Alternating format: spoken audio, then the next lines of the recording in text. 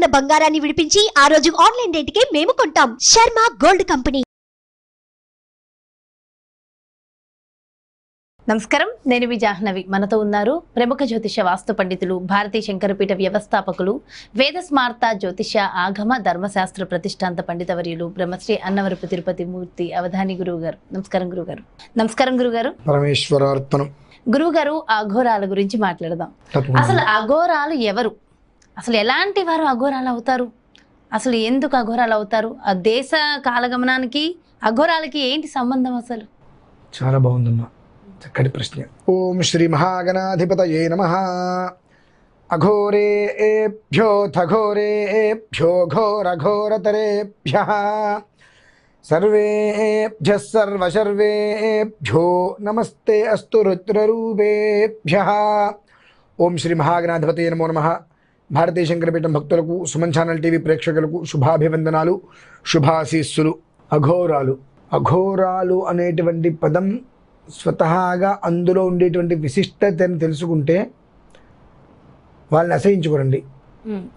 చాలామందికి తెలియదు అఘోరం అంటే ఏదో చాలా ఘోరమైంది అనుకుంటాము. అఘోరము అంటే ఘోరము కానిది అని తెలుసుకోవాలి ముందు. ఎక్కడన్నా ఒక ప్రమాదం జరిగింది, ఘోర ప్రమాదము అని రాస్తారు, అఘోర ప్రమాదం అని రాయరుగా. అవును. అఘోరము అని అంటే ఘోరము కానటువంటిది, ప్రమాదము లేనటువంటిది, ప్రమాదము చేయనటువంటిది అఘోరము. అంటే మనలాంటి వాళ్ళు కాదు, అంటే మనుషులు ప్రమాదాలు చేస్తారు. సమస్య అందులో సమస్యే లేదు. మరి అఘోరాలు చూడడానికే ప్రమాదం చేసేలాగా ఉంటారుగా. అదేనంటున్నానమ్మా, వాళ్ళు చూడడానికి ఇలా కనిపిస్తారు. కానీ ఇప్పుడు ఒక మంత్రం చెప్పుకున్నాం, అఘోరేభ్యో థఘోరేభ్యో ఘోర ఘోరతరేభ్యః. అన్ని రకాల ఘోరాల్ని వాళ్ళు తీసివేస్తారు. ఎవరు వాళ్ళు? సర్వేభ్యః సర్వసర్వేభ్యో నమస్తే అస్తు రుద్రరూపేభ్యః. సాక్షాత్తు రుద్రస్వరూపం. అఘోరాలు అంటే ఈ సినిమాల్లో చూపించినట్టుగా మాంసం తింటారు ఇవన్నీ అనేటువంటిది భ్రమమ్మ. దాని గురించి సినిమాల్లో చూపించినట్టుగా బయట జీవిత వ్యవహారం ఉండదు. ఘోరులు అంటే మానవులు, మనం అంటే సర్వనాశనం చేసేవాళ్ళు. ఎదుటి మనిషికి ఒక గ్లాసులు మంచినీళ్ళు ఇమ్మన్నా ఇవ్వకుండా ఏడిపించే వాళ్ళు మనం. అఘోరులు అంటే చీమకి కూడా హాని కలిగించినటువంటి వాళ్ళు. ఇంకా ఒక రకంగా చెప్పాలి అంటే ఈ కుంభమేళ అంటారు, చూశారండి? కుంభమేళా సమయంలో కొన్ని లక్షల మంది వస్తున్నారు. ఎక్కడి నుంచి వస్తున్నారమ్మా? విడిగా ఎవరు చూడట్లేదు కదా వాళ్ళని. ఇప్పుడు మనకు కుంభమేళా వస్తుంది. ఈ కుంభమేళా సమయంలో అఘోరాలు లక్షల మంది వస్తున్నారు. ఎక్కడి నుంచి వస్తున్నారు? మనోగమనంతో వచ్చేస్తారు. వాళ్ళకి ఈ వాహనాలతో పని లేదు. అలా కూర్చుని తపస్సు చేసుకుని అక్కడ లేస్తారు వాళ్ళు. అక్కడ మరి అన్ని 12 రోజుల పాటు వచ్చే అఘోరాలు అన్ని లక్షల మంది వచ్చి స్నానాలు చేస్తున్నారు. తర్వాత రోజు ఎవరికి కనిపించట్లేదు కదా. ఎక్కడి నుంచి వస్తున్నారో, ఎటు వెళ్తున్నారో ఎవరికి తెలియదు. అఘోరము అంటే వాళ్ళకి ఎన్నో రకాలైనటువంటి తపస్సు, ఆ తపస్సులో ఎన్నో రకాల కఠిన శిక్షలు తీసుకుంటారమ్మా. అంటే ఏమిటంటే ఇప్పుడు మిలిటరీ ఎంత శిక్ష ఉంటుంది, అందుకే 1000 రెట్లమ్మా. గడ్డగట్టించేటువంటి చలిలో కూడా కేవలం కౌపీనం మాత్రమే పెట్టుకొని అలా కూర్చొని నిశ్చలంగా కూర్చొని జపం చేసుకుంటారు. వాళ్ళకి ఏమీ తెలీదు. మంచు పడి మునిగిపోయినప్పటికీ కూడా వాళ్ళు అలానే ఉంటారు. కేవలం కూడా ఓం నమః శివాయ. ఇవాళకి కూడా ఎన్నో రకాలైనటువంటి దీవులలో, హిమాలయాల్లో కానీ హిమగిరులలో కానీ అన్ని చోట్ల కూడా ఎక్కడ పడితే ఎక్కడ ఎంతోమంది అఘోరాలు మనకి కంటికి కూడా కనిపించిన స్థితిలో కూర్చొని అనుష్ఠానము జపాలు చేసుకోవటం వలనే ఇన్ని రకాల రుగ్మతులు వచ్చినా మనం ఇంకా ఇలా ఉన్నామమ్మా. అంటే ఒక దేశకాలమానానికి వాళ్ళకి సంబంధం ఏంటి అనుకున్నారు కదా. వాళ్ళు ఎక్కడో కూర్చొని తపస్సులు చేస్తున్నారు కాబట్టి వాళ్ళకి కేవలం సర్వే జనా సుఖినో భవంతు, సమస్త సన్మంగళాని భవంతు, లోకా సమస్త సుఖినో భవంతు, ఈ 3 వాళ్ళకి, 4 అక్కర్లేదు. దీనికోసం వాళ్ళు ఏదైనా చేస్తారమ్మా. అయితే గురువుగారు, అఘోరాలు అంటే పుట్టడమే అఘోరాల్లా పుడతారా? అసలు ఎవరు, ఎందుకు, ఎలా అవుతారు? లేదమ్మా, పుట్టడమే అఘోరాలుగా జన్మించరు. ప్రతి మనిషి కూడా జన్మతః జాయితే శూద్ర సంస్కారాంతే ద్విజ. అంటే వారి వారి సంస్కారాన్ని బట్టి వారికి విధానం అనుసరిస్తూ ఉంటుంది. అయితే కొన్ని విధానాలలో మనిషికి 2 రకాల విధానాలు వెళ్తూ ఉంటాయి. జీవన్ముక్తి ఒకటి, ముక్త జీవనం ఒకటి అని వెళ్తుంటాయి. ఆ వెళ్ళేటువంటి పరిస్థితుల్లో కొంతమందికి తదేకమైకం వస్తుంది. అంటే ఏమిటి? చపాతి అంటారు. ఆ తి అనేది ఎందుకు వచ్చింది అనేటువంటి అక్షరం గురించి ఆలోచిస్తూ దైవికంలోకి వెళ్ళిపోతారు. వాళ్ళకి ఏమిటంటే కేవలంగా దానికోసమే వాళ్ళు జన్మిస్తారమ్మా. జన్మ రహస్యాలు కొన్ని ఉంటాయి వాళ్ళకి. ఏంటంటే ఈ భవబంధాలు చిన్నప్పటి నుంచే ఉండవు. తల్లి తల్లికి జన్మించినప్పటికీ కూడా పాలు తాగినప్పటికీ కూడా అంత విశేషంగా తల్లి తండ్రి ఈ బంధాలు అనేటువంటి దూరంగానే ఉంటుంటారు. వారు వెళ్ళిపోయిన తర్వాత వాళ్ళు ఒక 16 సంవత్సరాలు చెడుకి వెళ్ళిపోతారమ్మా కాశీలోకి, కనుమరుగైపోతారు ఇక్కడ మనకు. ఇందువల్ల నేను చెప్పగలుగుతానంటే 10 రోజుల పాటు నేను కాశీలో ఉన్నప్పుడు వాళ్ళ కొంతమందితో నేను కొన్ని రోజులు సహజీవనంగా ఉన్నా. అసలు వాళ్ళ విధానాలు ఏంటి తెలుసుకుందామని చెప్పి. ఎక్కడా కూడా వాళ్ళ అపరిశుభ్రంగా ఉండడం కానీ ఏమీ ఉండవమ్మా.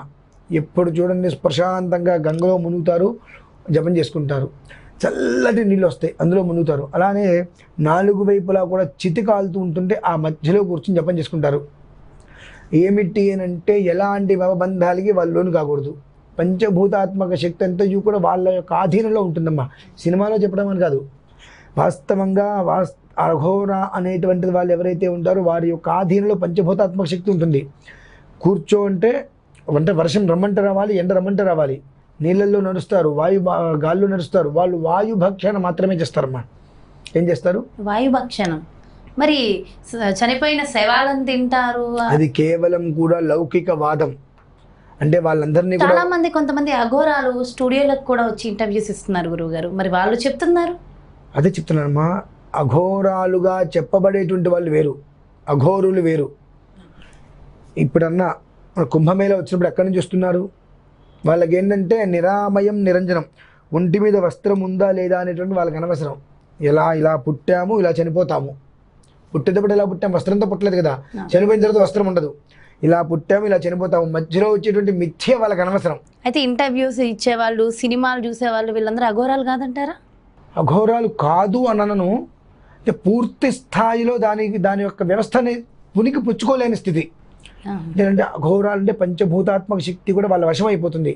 అందులోకి వెళ్ళి ఆ కఠిన పరీక్షలు తట్టుకోలేక కొంతమంది ఆకొచ్చిన మంత్రాల వరకు చారని చెప్పి వచ్చేస్తూ ఉంటారు. ఆ స్థితికి మనం ఉంటుంది మినహాయిస్తే ఐదు మాంసం తింటారు అనేటువంటిది పచ్చి అబద్ధమమ్మ. కాకపోతే వాళ్ళకి శివం అన్నా శవం అన్నా ఒకటే. అక్కడ నిలబడి వాళ్ళు అర్చన చేసుకుంటారు, ఆరాధన చేస్తారు. అక్కడ చేసేది ఏంటి? మంత్రం, శివుడి మంత్రమే. విశేషంగా అఘోరాల దగ్గర ఏదో పాశుపత మంత్రాలు తంత్రాలు ఉంటాయన్నమాట, పచ్చబద్ధం. వాళ్ళు ఈశ్వరుని మాత్రమే ధ్యానం చేస్తారు. శివగణము అని అంటారు. స్వతహాగా ఈ అఘోరాలందరికీ మూలాధిదేవత ఈశ్వరుడు, వీరభద్రుడు, కాలభైరవుడు. వీళ్ళ ఆరాధ్యులు వీరందరూ కూడా. కాబట్టి ఏంటంటే వాళ్ళ గురించి మనం ఏదో అఘోరాలు వచ్చారు వామ్మో వామ్మో అనుకుంటాం కానండి. అఘోరము అని అంటే ఘోరము చేయనటువంటిది, అలాగే ఘోరం తప్ప ఏమీ చేయలేనటువంటిది. చాలా లాజికల్గా చెప్తున్నారు. లాజికల్ కదమ్మా, కేవలం కూడా సనాతన ధర్మం బాగుండాలి అని చెప్పి వాళ్ళు ప్రాణాలను సైతం వదిలేస్తారమ్మా. ఒక అఘోర ప్రాణం వదిలేస్తే 100 కుటుంబాలు బాగుంటాయంటే ఈశ్వరుని అలా తీసుకుంటూ కంఠం తీసుకుని వదిలేస్తారు, అట్లా అగ్నిహోత్రంలో వేసేసుకుంటారు. అలానే శిక్ష కనుక చేసినట్లయితే లోకం బాగుంటుంది అంటే 100 మంది ప్రాణాలు తీస్తారు. అంటే నాకు ఇదంతా కూడా చెప్పడానికి మొన్న ఈ అఖండ సినిమా చూసిన తర్వాత వాస్తవికత, ధర్మహింస తథైవచ అంటారు చూసారమ్మా. అదేమిటి అంటే కేవలం కూడా ఇలా చేతులు కట్టు కూర్చోడానికి కేవలం అంతా కూడా మేము ఘోరము చేసేటువంటి వాళ్ళము కాదు, ఘోరాన్ని చూసేటువంటి వాళ్ళము కూడా కాదు. 2 ఘోరము చెయ్యము, ఘోరము చూడము. ఘోరము మేము చెయ్యము అంటే మీరు ప్రశాంతంగా ఉండాలి, ఘోరము మేము చూడకూడదంటే మీరు ఎంత ప్రశాంతంగా ఉండాలి. అయితే చాలా మంది అఘోరాలు అఖండ సినిమా కూడా చూసారు అని చెప్పి అప్పుడు మనం చూసాం. మరి నిజంగా అఘోరాలు అందరూ చూసారంటారా? మీరు అన్నట్టు సగం సగం నేర్చుకున్న వాళ్ళ? అది సినిమా చూడటానికి సంబంధమే లేదమ్మా. ఇప్పుడు సినిమాలు నైతిక విలువల్ని చూపించాడు అంటే ఇవాళ ఎవరెవరు ఏ ఏ దేవాలయాలు నాశనం చేస్తున్నారు అవన్నీ కూడా చూశారు. బహుశా రానున్న కాలంలో ఇలాంటి విపత్కర పరిస్థితులు కూడా రావచ్చు అనే ఒక స్థితిగంలో కూడా సినిమా తీసి ఉండవచ్చు. అఘోరాలందరూ కూడా చూసేమన్నారు, తస్మాత్ జాగ్రత్త, మేము ధర్మం కోసం తల ఉంచుతాము, ఆ ధర్మానికి అన్యాయం జరిగితే తల తీస్తాము. 2 కూడా.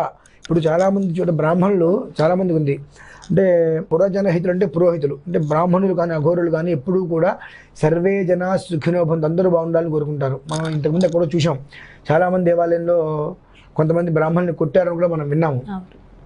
తిరగబట్టడం జాతగా కాదండి. అహం బ్రహ్మాస్మి ఇదం బ్రాహ్మణమిదం క్షాత్రం. మేము చదువుకునే రోజుల్లోనే బ్రాహ్మణుడిగా ఎంతమంది కొట్టినా తిట్టినా ఏమన్నా మనల్ని ఆశీర్వదించాలి అనేటువంటిది ఎలా అయితే చెప్తారో ఆ స్థితికి మనం దాటితే ఏ రకంగా 100 మందికి బుద్ధి చెప్పొచ్చు, 2 కూడా మాకు చదువుకుని చెప్పడం నేర్పుతారమ్మా. కాకపోతే అప్పుడు ప్రమాణాలు తీసుకుంటారు మా దగ్గర. ఇదం బ్రాహ్మణం ఇదం క్షాత్రం. ప్రాణం పోయే స్థితి వరకు నా ప్రాణం పోతుందన్నా నేను బ్రాహ్మణత్వంగానే ఉంటా. కానీ వైదిక ధర్మం అనేటువంటి దానికి సంకటం కలిగింది అంటే ఎవరి ప్రాణం తినడానికైనా నేను సిద్ధం అనేటువంటి స్థితిలోనే తీసుకుంటారు. అందుకనే బ్రాహ్మణులు ముద్దపప్పు తింటారు, ఏం చేయలేరనేటువంటిది ఉంటుంది చాలామందికి. కానీ బ్రాహ్మణుడు ఏమిటి అనేటువంటి విషయాన్ని చాణక్యులు వారు అర్థశాస్త్రத்தை రచించింది, కానీ ఆయన్ని చూస్తే అర్థమవుతుంది ప్రతి మనిషికి. చాణక్య చంద్రగుప్త అనేటువంటి ఉంటాయి కదండి, అంతటి మహత్తరమైన తెలివితేటలు కేవలం బ్రాహ్మడికి మాత్రమే ఉన్నాయి. అందుకనే ఏ పరిస్థితుల్లో కూడా సాధ్యమైనంత వరకు ఆయుష్మాన్ భవ అని దీవిస్తాడు. నాశనం కావాలని దీవించడం ఎందుకు తెలుసా అండి? చెప్పండి. అవ్వాలంటే అయిపోతుంది కాదు, మంత్ర ఎప్పుడూ కూడా ఒక బ్రాహ్మణ్ణి ఎవరైనా కనుక కించపరిచిన చాలా మాటలోనో తిట్టో కనుకంటే కొంతమంది కోపంతో తిడతారు, కొంతమంది శపిస్తారు. ఎందుకు తెలుసా అండి? నన్ను కొట్టినా తిట్టినా నీకు ఎలాంటి నష్టము కలగవద్దు అని. ఎందుకంటే ఎప్పుడైతే కనుక బ్రాహ్మణుడు దూషించాడో, తిట్టాడో, శపించాడో అతను పడేటువంటి దోషాలు మొత్తం నిర్వీర్యం అయిపోతాయి.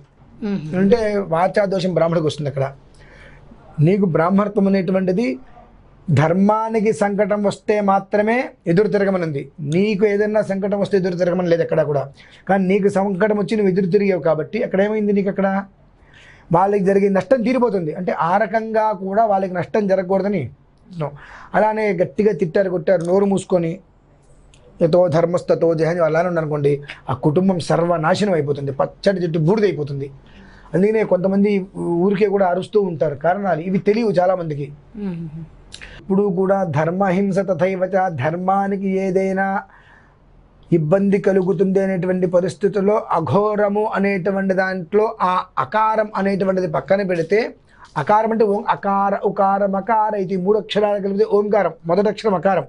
ఆ అకారం అనేటువంటిది పక్కన పెడితే ఘోర స్థితి ఏ రకంగా ఉంటుందనేటువంటిది ఎవరికి కూడా ఒక్కసారి శూలం పట్టుకొని దిగారు అంటే ఇటు దిగటి వెళ్ళేటప్పటికి మొత్తం అందరూ సమూలంగా ధర్మద్రోహులు ఎవరు కూడా ఉండరండి ఇక్కడ. ఎప్పుడైతే కనుక ధర్మద్రోహులు పీటరేగిపోతారో అప్పటి వరకు కూడా శుచిస్మితంగా అలానే ఉంటారు. మనం వారిని చూసాం. జగద్గురువులు ఆదిశంకరాచార్య స్వామి వారు, ఆయన వచ్చే సమయానికి ఎన్నో రకాల కులమతాల ఘర్షణలు వచ్చినాయి. ఆయన వచ్చి షణ్మత స్థాపన చేసేసి వెళ్ళిపోయారు ప్రశాంతంగా. అంటే ఏదైనా ఒక స్థితిగమనం నడుస్తుంది వెళ్తుంది అనేటువంటి పరిస్థితుల్లో ఆయన వచ్చారు. సాక్షాత్తు శంకరుల వారే వచ్చారు కాబట్టి ఏది ఎలా చేయాలో చేసి అలా నిలబెట్టి వెళ్ళిపోయారు. వీరంతా శంకర కింకరులు. అఘోరులు అన్నా బ్రాహ్మణులు అన్నా శంకరుడి యొక్క కింకరులు. ఏదైనా ధర్మానికి లోటు వస్తుంది అనేంత వరకు చూస్తారు. ఆ ధర్మద్రోహులు ఎక్కడైనా మానుకోలేకపోతారా అని. లేదు ధర్మద్రోహులు పేటరేగిపోతున్నారు అన్నప్పుడు ఒక్కసారి శూలం పట్టుకొని అలా బయటకు వచ్చి అలా వెళ్ళారంటే వచ్చింది తెలియదు, వెళ్ళింది తెలియదు, కుంభమేళ లాగానే ఉంటుంది. సర్వం సమూలంగా శత్రు సంహారం అయిపోతుందమ్మా. అయితే గురుగారు, అఘోరాలకి సన్యాసులకి తేడా ఏంటి? మరి సన్యాసులు ఎవరు? అది మళ్ళీ వాళ్ళు వేరమ్మా. సన్యాసులు అనేటువంటిది సర్వాన్ని కూడా త్యజించేసి వాళ్ళ జీవితాంత్యం వరకు కూడా జపానుష్ఠాల ద్వారా శక్తి ధారపోయటం.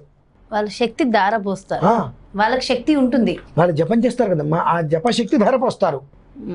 ఆ జపశక్తి ఎంతైతే భూమిలోకి ధారపోస్తారో అంతకు 1000 రెట్లు అది వనాభివృద్ధి. దాన్ని కాపాడేటువందుకు అఘోరలు. అంటే ఒక్కదానికి ఒకటి సంయమనం, సైకిల్ చక్రం లాగా 8 ఎక్కడ మొదలైతే అక్కడికి ఎలా అయితే వెళ్తుందో అలానే ఏది ఎక్కడి నుంచి మొదలు కావాలి, ఏది ఎక్కడికి చివరి కావాలి, అదంతా కూడా ఒక శుచిస్మితంగా నడుస్తూనే ఉంటుంది. అది ఇలానే నడవాలి. దీని వే ఎదుటి మనిషిని ఎప్పుడూ కూడా హేళన చేయటం, వేలు పెట్టి పొడవటం, ఇది మాత్రమే మనం చేస్తుంటాం. కాబట్టి దినదిన ప్రవర్ధమానం దేశంలో అరాచకత్వం పెరిగిపోతుంది. ఇంతకన్నా చెప్పాలంటే ధర్మం అనేటువంటిది పూర్తి స్థాయిలో అంతమయ్యే రోజుల దగ్గర వచ్చినాయండి. ఇప్పుడు ఏదైతే అఘోరుల గురించి మీరు ఎందుకు అడిగారో కానివ్వండి, చాలా వీరందరూ కూడా ఆ అనే అక్షరాన్ని పక్కన పెట్టి ఘోరాన్ని సృష్టించేటువంటి స్థితి మాత్రం అతి త్వరలో కనిపిస్తుంది. ఎందువల్లనంటే మనం ఏది చూడాలనుకుంటున్నామో అదే మనం చూస్తాం. కాబట్టి మన తర్వాత తరాలకైనప్పటికీ కూడా ఈ ఘోరం అనేటువంటిది లేకుండా అఘోరహ అని అంటే సంయుక్తంగా అందరికీ కూడా శుభం చేకూర్చేటువంటిది. అంతే తప్ప అఘోరం అంటే వామ్మో అని భయపడవలసిన అవసరం లేదు. ఘోరం అఘోరం ఆ రెండిట్లకి తెలుసుకుంటే తేడా అర్థమైపోతుంది. అఘోరులు ఉంటే భయపడవలసిన అవసరం లేదు. వాళ్ళు చేసేటువంటి జపతపాలు యజ్ఞయాగాదులు ఈశ్వరుడు యొక్క అనుగ్రహంతో మాత్రమే దేశం రక్షింపబడుతుంది. అందులో ఎలాంటి సందేహము లేదు. వాళ్ళని ఏదో చిన్న చూపు చుట్టమనో ఇంకోటనో చేసేసి మనకు మనం వాచా దోషాలు తెచ్చుకొని ఇబ్బంది పడుతూ ఘోర స్థితిని తెచ్చుకోవద్దు అని మాత్రం నేను సవినయంగా మనం చేస్తానమ్మా. చాలా చాలా చాలా చక్కగా ఎక్స్ప్లెయిన్ చేశారు గురువుగారు. మాకు అఘోరాల గురించి చాలా మందికి తెలియదు, అసలు చాలా విషయాలు తెలియదు. చాలా చక్కగా క్లియర్గా ఎక్స్ప్లెయిన్ చేశారు. Thank you so much. నమస్కారం. చూసారు కదండి, మరి అఘోరాలు ఎవరు? అసలు అఘోరాలు నిజంగా మాంసం తింటారా? శవాలని తింటారా? అసలు నిజంగా అఘోరాలు సినిమాలు చూస్తారా? ఇంటర్వ్యూలు ఇస్తారా? ఇలాంటి ఎన్నో సందేహాలు మనందరికీ ఉన్నాయి కదా. మరి ఇలాంటి అన్ని రకాల సందేహాలకి అసలు అఘోరాలు ఎవరు, ఏంటి, వారి గురించి, అసలు సన్యాసులకి అఘోరాలకి ఉన్నటువంటి తేడా ఏంటి, ఇలాంటి ఎన్నో రకాల అంశాలు గురువుగారు ఈ వీడియో ద్వారా తెలియజేశారు కదా. మరో చక్కటి వీడియోతో మళ్ళీ మీ ముందుకు వచ్చేస్తాను. అదేవిధంగా మీ యొక్క జాతకానికి సంబంధించి కానీ, మీ ఇంటి వ్యాపార వాస్తుకి సంబంధించి కానీ, లేదా గురువుగారు నిర్వహించేటటువంటి ప్రత్యేకమైన హోమాలు, పూజలు, ఎలాంటి కార్యక్రమంలో అయినా సరే మీరు పాల్గొనాలి అనుకుంటే కింద స్క్రోల్ అవుతున్న నెంబర్స్కి మీరు కాంటాక్ట్ అయితే వారికి సంబంధించి పూర్తి డీటెయిల్స్ తెలియజేస్తారు. నమస్కారం.